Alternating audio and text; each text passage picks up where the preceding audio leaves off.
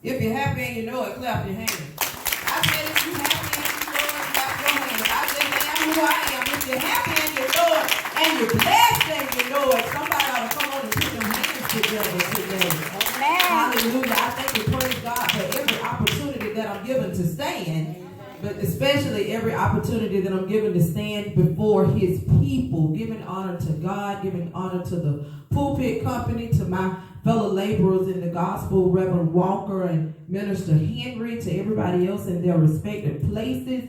Good morning, my Island. Good morning.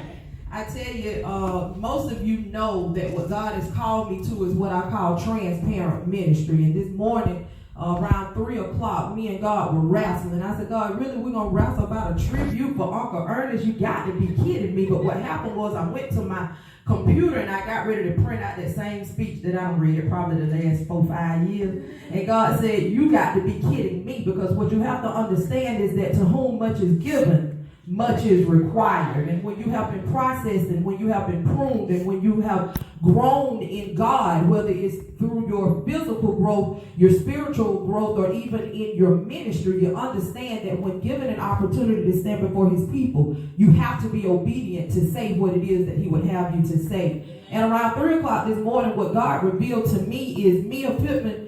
Yes, the first Sunday in every January every year, you all set aside an opportunity to honor your Uncle Ernest Pittman. But what I distinctly heard God say is that we need to be reminded that this really ain't even about Ernest.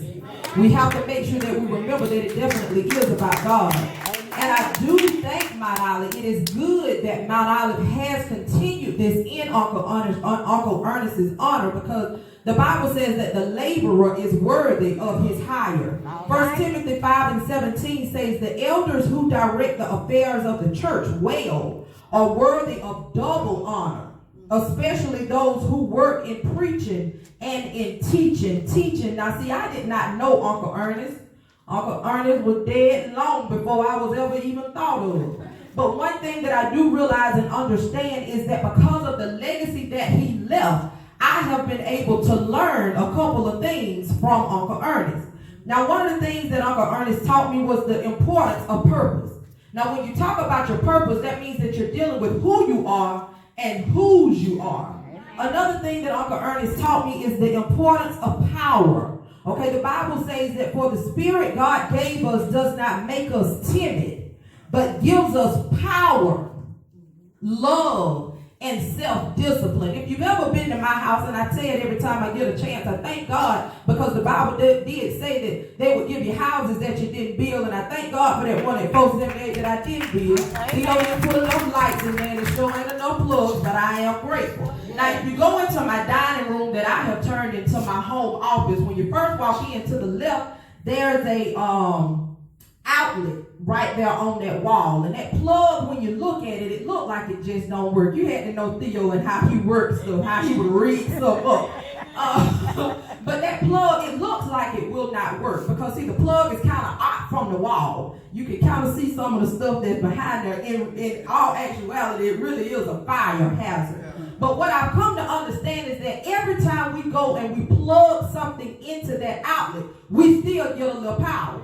Even though the plug does not look like it's supposed to look, even though the plug does not look like it will function in the capacity by which it is, when we plug in there, we still we get a little power. But over behind my desk, there's another plug. Now that plug on the wall is flush to the wall. It looked like a plug. It looked like it'll do what it's supposed to do. Looked like he took his time with that one, and he put it in right. But what I've come to understand is every time I go to plug into that particular outlet, we get absolutely nothing. And all I'm trying to get us to understand is that when we're dealing with power, we have to understand what the power source really is. And we have to be reminded that just because something looks like it doesn't have power, just because we may think that it shouldn't have power, just because the outside appearance looks as though it won't, we have to remember that it still can. If you're plugged into the wrong thing, there will be no power. And where there is no power, there is no purpose. Now, a couple of years ago, I upgraded my phone. I went from a Note 5J to I had to join you over in that Note 9 club. But what I found out is that once I upgraded the phone and they sent me the new phone, they didn't just send me a phone. they also sent me a new charger. Because what I had to realize is that that old charger would not charge my new phone. And see, as we grow and as we learn, as we're on this journey that we call life, as we're growing in God, we have to understand that every round goes just a little bit higher and higher. For the phone to serve its purpose, it has to receive power. One last thing I want to share. Last night, y'all know Yana has some wild ideas. She ran up to me and she said, TT, we're going to play a game. We're going to play a game, and that game is called a 24-hour challenge. I said, Yana, what is this 24-hour challenge? She said, what happens is, TT, I'm going to turn into a baby, and you going to turn into an adult. Now, why that 6-year-old don't know that my 35-year-old self that got a whole lot of bills is already an adult is beyond me. But she said, I'm going to turn into a baby, and for the next time that we're playing this game, all you can feed me is milk. That thing hit me in my spirit, and of course I had to break it down to her, baby, now you 6 years old. If all I'm feeding you is milk, you're going to soon die. Because if you do not get the proper nutrients, you're going to die from a nutrient deficit. And it's the same way with us. It's the same way with church. If we're only fed milk every day, we're going to soon die from a nutrient deficiency because you can't grow without the proper food. You become weak without the proper food. You will die without the proper food. Where there is no power, there is no purpose. Yes. A church is no different than the 6-year-old. Every living thing is destined to grow. Amen. But in order to grow, it's certain things that you got to do. If you stop growing, you set yourself up to die. Yes.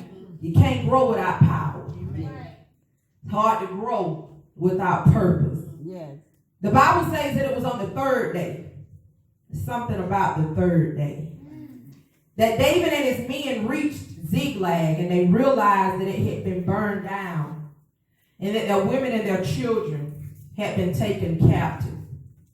The Bible says that the first thing, Miss Juicy, that David and his men did was they wept aloud until they had no strength left to weep.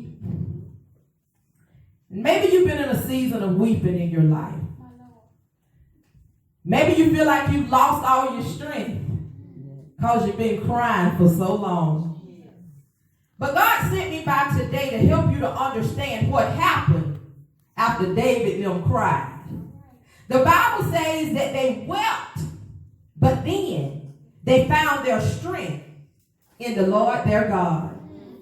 Anybody know that weeping may endure for a night, but joy got to come in the morning. And see, I've learned to get excited about the morning. See, his mercies are new every morning. In the morning, he hears my voice, and we are satisfied with his steadfast love in the morning. In the morning. Morning is coming, Mount Olive.